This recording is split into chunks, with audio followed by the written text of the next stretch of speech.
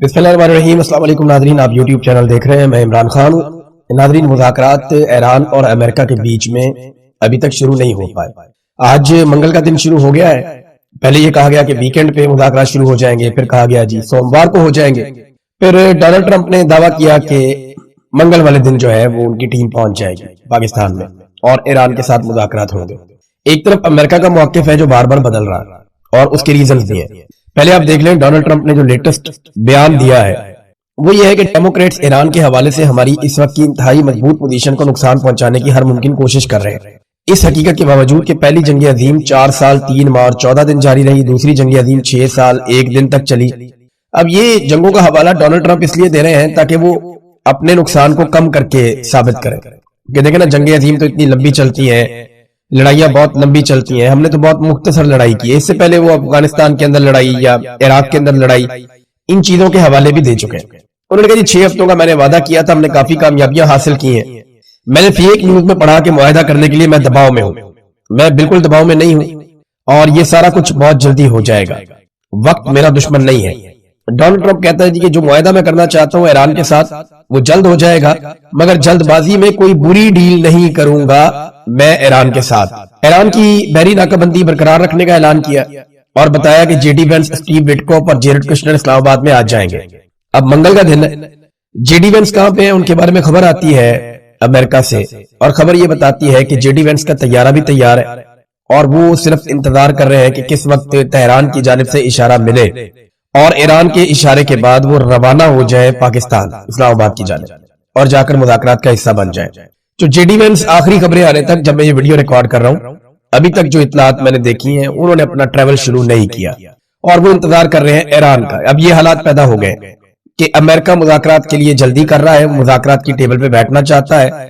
Iran को कोई जल्दी नहीं है मुज़ाकरात की टेबल पे आने के लिए। ईरान की जानिब से लगातार जो बयानात आ रहे हैं वो भी ऐसे ही हैं। अगर आप बाकर कालिबाफ का बयान देखें तो उन्होंने जो हालिया स्टेटमेंट दिया या जो इराकची ने हालिया स्टेटमेंट दिया या ईरानी सदर ने, वो सारे मिलते जुलते हैं। पहले ईरानी सदर को देखते हैं। ईरानी सदर ने कहा कि ईरान और अमेरिका के दरमियान मुज़ाकरात के मुमकिना दूसरे दौर से कबल ईरानी सदर ने यह कहा कि ईरान कभी ताकत के आगे सर नहीं झुकाएगा, ईरानी कभी नहीं झुकेंगे। उन्होंने कहा कि ईरान में अमेरिकी हुकूमत के हवाले से गहरा तारीखी अदम एतमाद पाया जाता है जो अभी भी मौजूद है, हम उन पर भरोसा नहीं कर सकते। ईरानी सदर ने कहा कि बामानी मुज़ाकरात की बुनियाद वादों की पासदारी पर कायम होती है। अगर आप वादे तोड़ेंगे, जंगबंदी के वादों की खिलाफ वर्जी करेंगे और धोखा देंगे तो फिर बामानी मुज़ाकरात नहीं हो सकेंगे। अमरीकी हुकाम की जानिब से गैर तामीरी और मुतजाद इशारे एक तलक पैगाम देते हैं।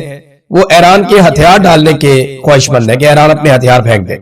इराकची ने एक और बड़ी इंपॉर्टेंट बात की है, जो वज़ीर ख़ारजा है अब्बास इराकची। उन्होंने कहा कि इसहाक डार साहब के साथ भी उन्होंने टेलीफोनिक बात की है। उनके स्टेटमेंट्स वैसे भी आ रहे हैं कि ईरान अमेरिका के हवाले से तमाम पहलुओं का जायजा लेकर आइंदा के लाएअमल का फैसला करेगा। और ईरान की वज़ारत ख़ारजा ने यह भी कह दिया है कि इतनी जल्दी नहीं है हमें। उन्होंने कहा कि अभी हमारे पास कुछ ऐसा नहीं है जिस पे जाके हम अमेरिका के साथ मुज़ाकरात करें। और रीजन वो ये बताते हैं कि एक तो जो नाकाबंदी की गई है पूरे खित्ते की आबना हुर्मुज़ की चारों तरफ से अमेरिका की जानिब से, वो कहते नहीं वो काबिल कबूल नहीं है। ये जो नेवल एक ब्लॉकेज डोनाल्ड ट्रंप ने लगाया है उसके ऊपर ईरान मजम्मत कर रहा है। वो कह रहा है जी इसकी मौजूदगी में ये जंगबंदी की खिलाफ वर्जी है, हम मुज़ाकरात आगे नहीं बढ़ा सकते।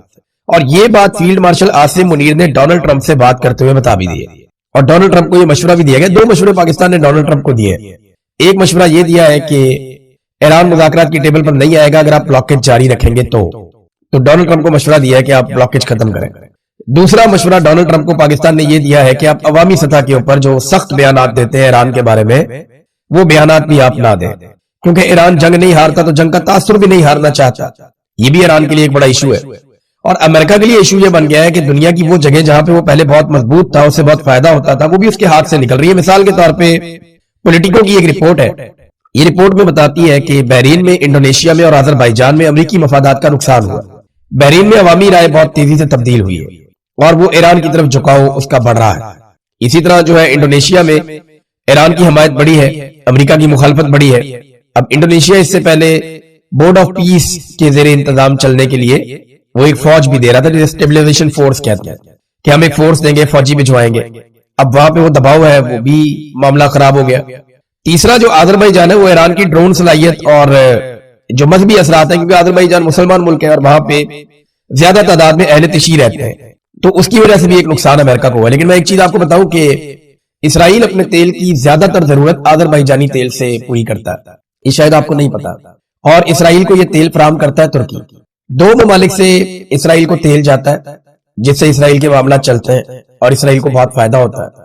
تو اسرائیل کی انرجی کی ضروریات دو مسلمان ملک پوری کرتے ہیں، اور تیسرا مسلمان ملک ترکی ہے جو اسرائیل کی تیل کی ضروریات پوری کرنے کے لیے مدد فراہم کرتا ہے، یعنی چاہے وہ باسفورس ہو، چاہے وہ ترکی میں سے گزرنے والی پائپ لائن ہو، کچھ بھی ہو، اسرائیل کی جو انرجی کی ضروریات ہیں وہ ترکی کے ذریعے سے پوری ہوتی ہے۔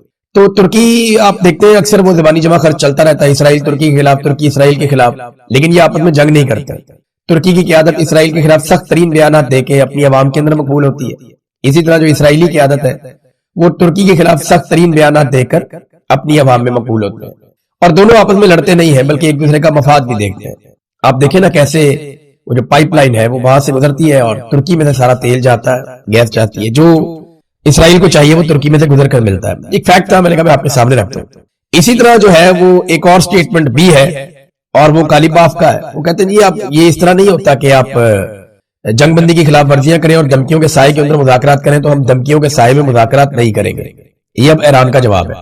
دیکھیں اس میں ایک چیز جو مجھے لگتی ہے نا، ایرانی اس دفعہ بڑے سیریس ہیں اور انہیں لگتا ہے کہ اگر وہ پاکستان جاتے ہیں تو ان پہ کوئی حملہ نہ ہو جائے۔ لاسٹ ٹائم کے حوالے سے بھی یہ بتایا گیا کہ انہوں نے اپنے بہت سارے پلان تبدیل کیے تھے، جب وہ واپس گئے تو وہ الگ ایئرپورٹ پہ اترے اور وہاں سے انہوں نے الگ طریقے سے سفر کیا۔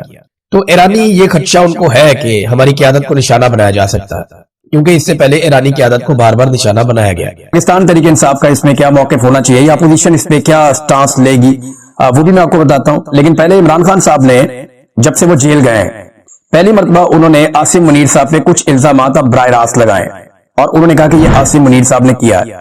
اس سے پہلے عمران خان صاحب جب بھی بات کرتے تھے تو وہ گول بات کرتے تھے، وہ ایک مارجن رکھتے تھے، لیکن اب انہوں نے فیلڈ مارشل عاصم منیر کے لیے وہ مارجن ختم کیا۔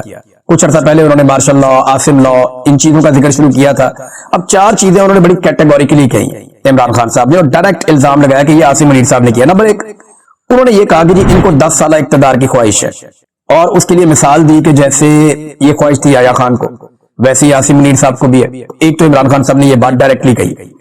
دوسرا، انہوں نے کہا کہ جو 9 مئی ہے اس کا انہوں نے پورا الزام عاصم منیر صاحب پہ ڈالا، جیسے اسٹیبلشمنٹ یہ الزام عمران خان صاحب پہ ڈالتی ہے، ایسے ہی عمران خان صاحب نے کیٹیگوریکلی کہا کہ جی Asim Munir is responsible for this, اور عاصم منیر صاحب نے خود کروایا اور یہ پاکستان تحریک انصاف کو کرش کرنے کے لیے کروایا۔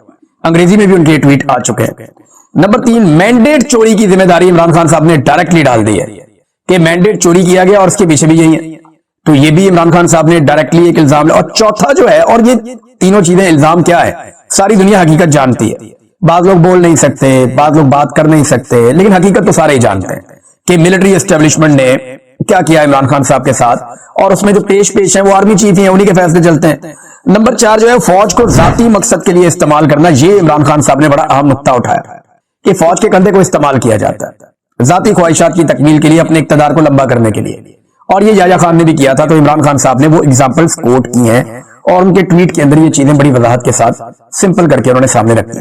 تو یہ پہلی بار عمران خان صاحب اتنا کلیئرلی آ رہے ہیں عاصم منیر صاحب کے بارے میں۔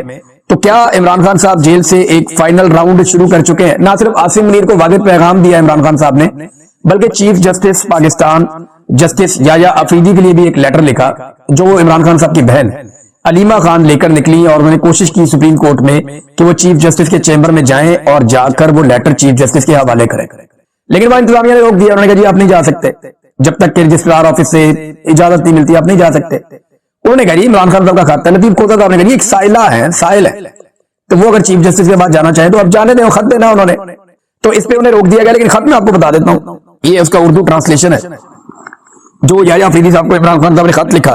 خط یہ ہے، میں آپ کو صرف 31 کلومیٹر کے فاصلے سے لکھ رہا ہوں، مگر سپریم کورٹ کے دروازے میرے اور میری اہلیہ کے لیے بند ہیں۔ 772 دنوں سے زائد ایک 9x11 کے پنجرے نما سیل میں زبردستی کی خاموشی، تنہائی اور دنیا سے کٹاؤ کے قید خانے میں مسلسل تنہائی کی قید کا سامنا کر رہا ہوں۔ میرے خلاف 300 سے زائد بے سروپا، جھوٹے اور سیاسی بنیادوں پر قائم کیے گئے مقدمات کھولے گئے ہیں۔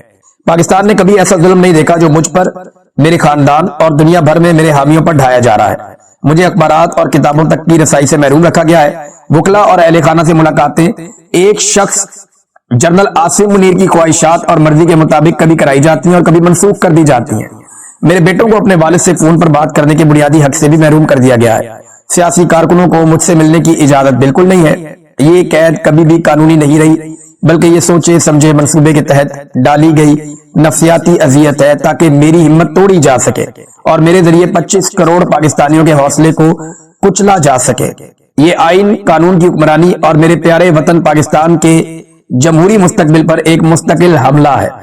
मेरी अहलिया बुशरा बीबी एक कर्नल के हुक्म पर गैर इंसानी और तौहीन आमेज सलूक का शिकार है, वो भी तन्हाई की कैद में। इनका इलाज रोक दिया गया है। उन्हें टीवी या किताबों तक रसाई नहीं दी जा रही, ना ही बैरूनी दुनिया से कोई ताल्लुक रखने दिया जाता है। उनकी सेहत मुसलसल बिगड़ रही है, लेकिन उनके डॉक्टर को मुआयने और इलाज की इजाजत नहीं दी जा रही। पाकिस्तानी कानून औरतों को महज इनके सनफी मकाम की वजह से जमानत में खसूसी रियायत देता है और हमारी आला अदालतों ने करार दिया है कि खवातीन कैदी रियायत की मुस्तहिक है। लेकिन बुशरा बीबी के मामले में यह उसूल यकसर मुअत्तल कर दिया गया है। ये जुल्म की इंतहा है। इनके तमाम कानूनी हकूक उनसे छीन लिए गए हैं कि वो सिर्फ मेरी अहलिया है। पाकिस्तान भर में हजारों कारकुन और हामी जेलों में सड़ रहे हैं। इनमें से कई को अगवा किया गया, तशद्दुद का निशाना बनाया गया और आईनी जमानतों की सरीह खिलाफ वर्जी करते हुए फौजी अदालतों में मुकदमात चलाए गए। बैरिस्टर हसन नियाजी को फौजी हुकाम ने उठाया, अजियत दी और महज मेरा भांजा होने के जुर्म में 10 साल कैद की भयानक सजा सुनाई। मेरी बहनों को नाइंसाफी से कैद किया गया। मेरे भांजे शहरयार और शेरशाह का भी नाहक उन्हें कैद का शिकार किया गया। मेरे खानदान के साथ होने वाला ये जुल्म पाकिस्तान की तारीख में ऐसी मिसाल नहीं मिलती। अदालतें जो आजादी की जामिन होनी चाहिए, उन्हें पाकिस्तान की सबसे बड़ी सियासी जमात को कुचलने के लिए हथियार बना दिया गया है। इन सब जालिमाना हरबों के बावजूद, मेरी अपनी कैद और तमाम आवाजों को दबाने के बावजूद पाकिस्तान तहरीक इंसाफ ने 8 फरवरी 2024 के इंतखाबात में तारीखी कामयाबी हासिल की। लेकिन अवाम का मैंडेट एक ही रात में चुरा लिया गया। जमहूरियत को मजाक और आइन को शहीद कर दिया गया। इस धांधली की तौसीक और मोहर तस्दीक कॉमनवेल्थ 2024 की लीक होने वाली रिपोर्ट ने कर दी।